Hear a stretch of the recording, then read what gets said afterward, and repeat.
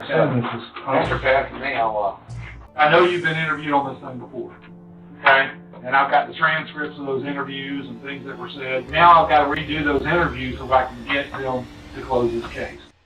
This is 72-year-old Merle Mackey, who is currently being interrogated by detectives at the Hernando County Sheriff's Office for the disappearance of his wife, Evelyn Laverne Mackey, in 1981. To understand how we got here and why he's being interrogated for a missing case that happened over 3 decades ago, we need to know how this whole thing began.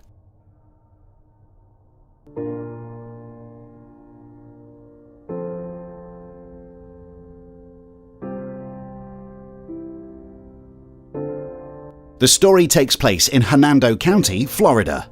Evelyn Laverne, who was divorced from her Navy SEAL husband, Larry Wallace, had to raise her 2 children on her own. 11-year-old Kelly Carpenter and 19-year-old Charles Trulock.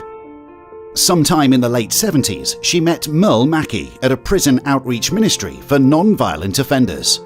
This event took place at her local church, and after seeing each other regularly, the two quickly formed a strong relationship. Merle was in and out of prison at the time, but quickly settled and moved in with Evelyn once they got married.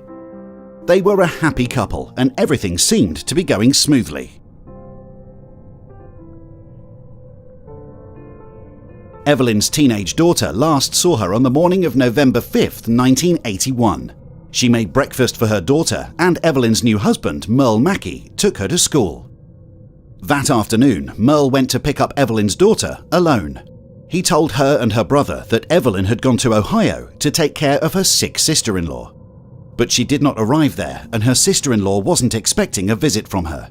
Just a few days after Evelyn was last seen, Kelly was starting to get more and more worried for her mother, continually asking her stepfather about her whereabouts and when she would be coming home. Merle also told the police different stories, saying Evelyn had gone to Tampa, Florida, that she had returned home and left with a boyfriend. This didn't align with his previous statements and seemed completely out of character for Evelyn. Merle's lies did not stop there. He consistently changed his story, stating that she'd gone away to be a missionary, or that she left the country to live somewhere else. The only thing that the detectives were certain of was that Merle Mackey was a compulsive liar. He was a person who liked to tell falsehoods out of habit, and he continued to tweak and change his narrative each time he was interviewed.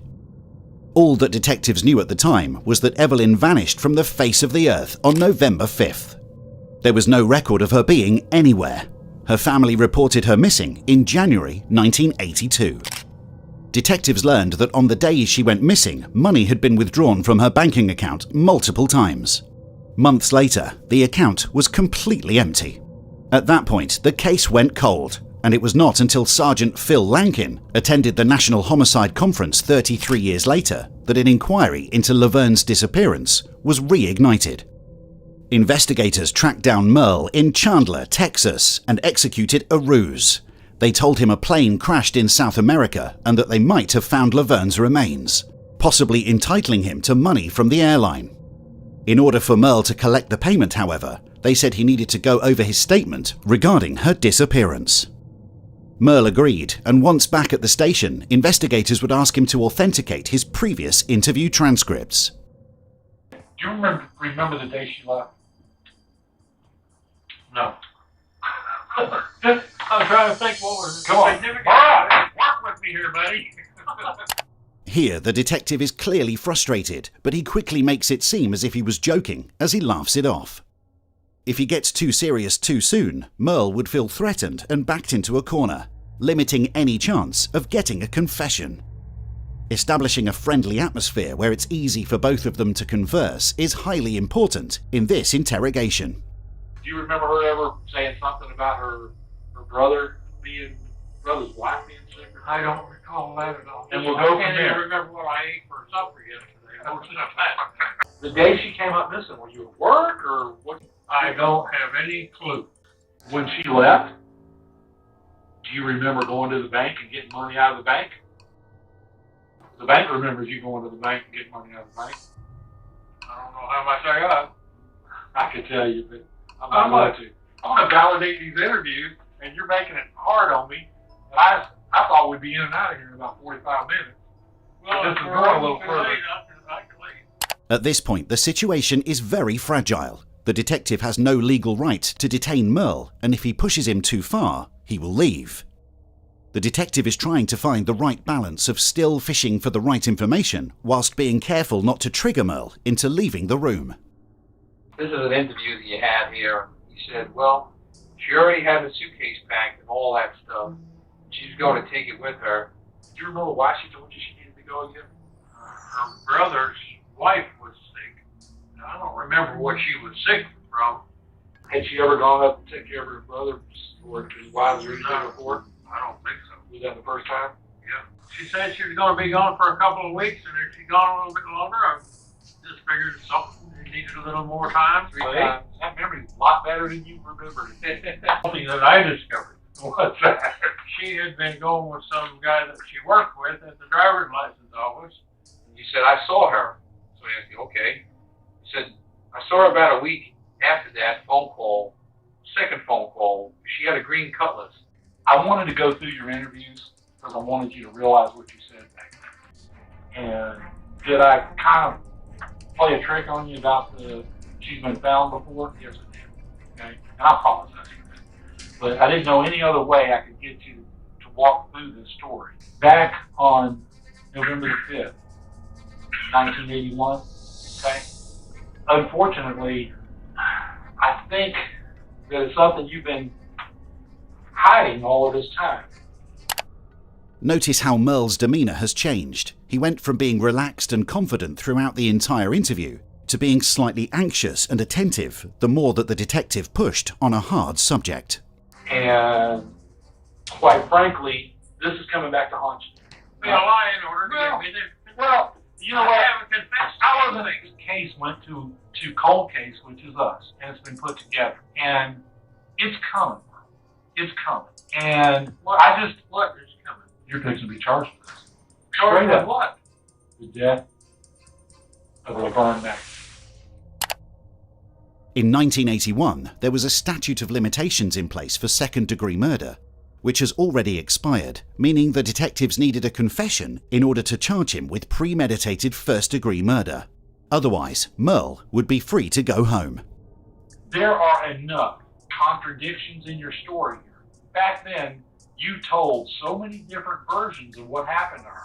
1 minute you say that she left and flew up to her brother's. No, she went and she ran off with another man. And then you told them that you went down to Key West and y'all were getting married again. And then there's you going draining her money out of the bank. Yes, you did that. But your whole life has been a con. This is a con. You are the ultimate con man, and you work 3 different women in that church. What we did was chase down everybody because we wanted to go back and prove every single lie that you made. We've talked to 15, 16, 17 people involved and around Laverne's life. We've gone through everything. My granny's telling you it's for real. At this point, Merle feels like he's been backed into a corner, so he decides to change strategy. Now, wait a minute. Yeah. Who says she's dead? We know she's dead. How do you know she's dead? How do you determine that Laverne is dead? I'm trying to get in here and reach this man that's in here. You can say whatever you want, but give that body back to her daughter so that she can flip and bury her. Please. Please. Tell me what we're at. Where are we at right now? Merle, I'm just waiting for a confession. I could care less about the confession because I don't need it. This was a blatant lie by the detective, but it is necessary because it makes Merle feel like he's already been found out, when in fact the only way the detectives can charge Merle with anything is if he has a confession. Merle is still able to walk free. What do you want? I want a body. Bottom line, I want to know where she's at. When this story finally gets told, you are going to look like such a flippin' animal, such a flippin' lowlife. Give me the damn body. Because without the body, it looks like a first-degree murder in every way, shape, form, or fashion. It's the absolute truth. And then you have to cover up to it afterwards. Does it look like a first-degree murder? Absolutely. Will it work out best for you to tell me where that body is? Absolutely it will. You're walking I am not convinced that you're walking out that front door. Free man today. You get up and leave at any time. Can I get up right now and leave? Yeah. Sure. Merle is now seconds away from leaving. The detective quickly comes up with his final strategy. He would now try and downplay the entire incident, convincing him that whatever happened was not his fault and it was merely an accident. For Merle, this is a much easier thing to confess to, rather than being seen as a heartless murderer. Although this still wouldn't convict him of first-degree murder, it was now their only option. I can tell you this, if she injured herself by accident, or if she did something like that, and you've been worried about all of this time, and you've just been afraid, out of fear, to come forward, Merle, can we prove there's a crime? I don't know. I can only tell you, I can sit here and look at you dead on. I'm reading you. I see that you want to talk and tell us where she is. I know you know. I can tell by looking at you. Did I tell you I like to go fishing? Yes, you did. Okay.